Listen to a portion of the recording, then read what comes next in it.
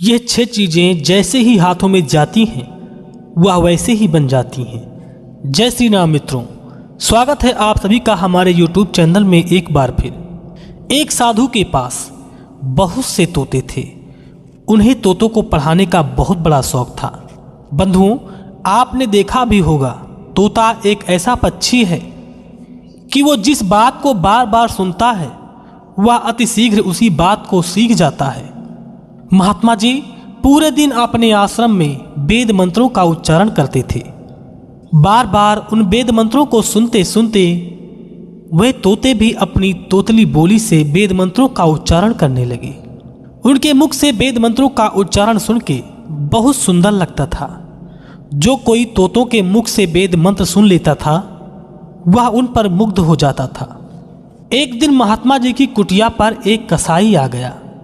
कसाई ने हमेशा से कड़वी बानी सुनी थी और निर्दोष पशुओं की हत्या, मांस बेचने का दुष्ट कर्म किया करता था।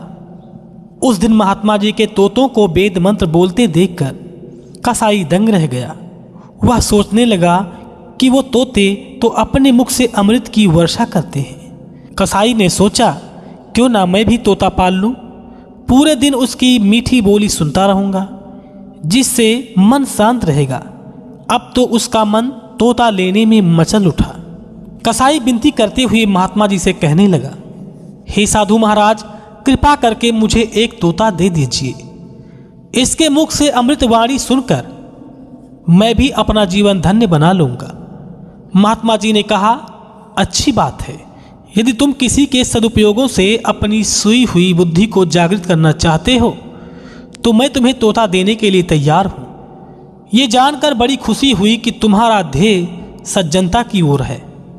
सुवचनों से अवश्य लाभ होगा। इतना कहकर महात्मा जी ने एक तोता निकालकर उसको दे दिया। कसाई तोते का पिंजरा लेकर घर चला गया और उसने अपने घर में लगी एक कील में पिंजरे को टांग दिया। कसाई के यहाँ रोजाना बकरों को काटना और मांस का मोल भाव बताना, गाली गलौज करना, सब यही होता रहता था। हिंसक और दुष्ट प्रवृत्ति के लोग इसके यहाँ मांस खरीदने के लिए आया करते थे और गाली गलौज तू मैं हमेशा किया करते थे।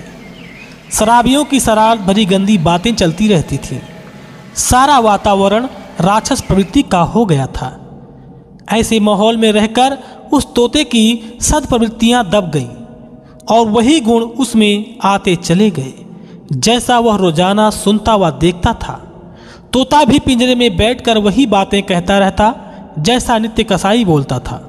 मांस का भाव बताना, बकरों को काटना, गाली बकना। एक दिन उन्हीं साधु के पास राजा ने एक बुलावा भेजा।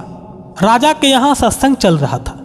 सत्संग का प्रभाव जानने के लिए राजा ने उन महात्मा को अपने यहाँ आमंत्रित किया। सिपाही लोग महात्मा को बुलाने के लिए गए। राजा के बुलावे पर महात्मा जी तो नहीं गए, पर उन्होंने अपने पास से एक तोता भेज दिया और एक तोता कसाई के पास से ले जाने को कहा और कहा, तोते ही राजा के शंका का समाधान कर देंगे। ये दोनों तोते सत्संग और कुसंग का मतलब अच्छी तरह से समझा देंगे। राजा के सिपाही उन दोनों तोतों को लेकर राजा के समक्ष उपस्थित हुए। दोनों तोतों को राजमहल में टांग दिया गया। जैसे ही सुबह के 4 बजे साधु वाला तोता वेद मंत्रों का उच्चारण करने लगा। यह सुनकर राजा का मन बड़ा प्रसन्न हुआ। उधर जब सूर्य उदय हुआ तो सूर्य के उदय होने के बाद कसाई वाला तोता बोलने लगा। उसने काटने और मांस बेचने का मोल भाव बताने वाली गाली गलौज करना शुरू कर दिया। यह सुनकर राजा को बड़ा क्रोध आया। राजा ने उस दुष्ट वाणी वाले तोते को तुरंत मारने का आदेश दे दिया। जब यह खबर साधु को मिली कि राजा कसाई वाले तोते को बुरे आचरण के कारण उसे जान से मार देने वाला है, तो महात्मा जी भागते भागते राजा के पास गए और बोले, हे राजन, ये तोते आपकी शंका का स्पष्ट उत्तर दे रहे हैं। इन्हें मारना मूर्खता होगी। मनुष्य के अंदर गुण दोष अच्छे बुरे संगत के कारण ही फैलते हैं। बच्चों को ही देख लो, बच्चे शुभ और अशुभ, मीठी और कड़वी बातें बोलना कैसे सीखते हैं। वह भी अच्छी बुरी संगत का ही असर होता है। संगत ही सबका विद्यालय है। मनुष्य जिस वातावरण में रहता है वैसा ही उसका व्यक्तित्व बन जाता है। संगत ही चरित्र, गुण, स्वभाव, आदत, भाषा और रहन सहन का निर्माण करती है। पशुओं तक का भी यही हाल है।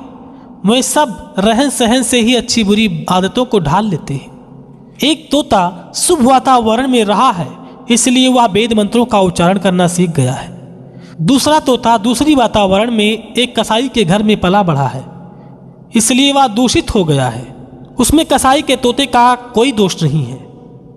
सब संगति का परिणाम है। जिस प्रकार एक ही जल नदी में मीठा रहता है पर सागर में जाकर खारा हो जाता है, एक ही वायु दुर्गंध युक्त वातावरण में जाकर दूषित हो जाती है, वही किसी फूलों वाली जगह से गुजरती है तो सुगंधित हो जाती है। एक पौधा जब ठीक हवा जल पाने पर तो फूलता फलता है और ना पाने पर सूख या मुरझा जाता है। यही हाल हम सबका है।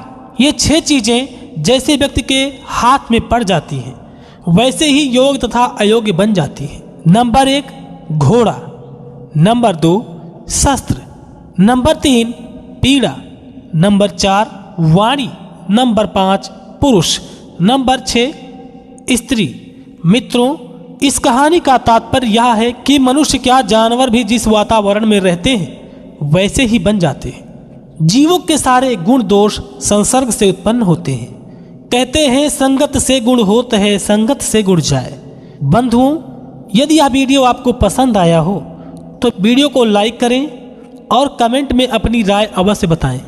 तथा जिन लोगों ने अभी तक हमारे चैनल को सब्सक्राइब नहीं किया है, कृपया हमारे चैनल को सब्सक्राइब कर दीजिए, जिससे आपको हमारे ऐसे ही ज्ञानवर्धक प्रसंग सुनने व देखने को मिले। दोस्तों, इस वीडियो को देखने के लिए आपका बहुत बहुत धन्यवाद। जय सिया राम, जय श्री कृष्ण, वंदे मातरम।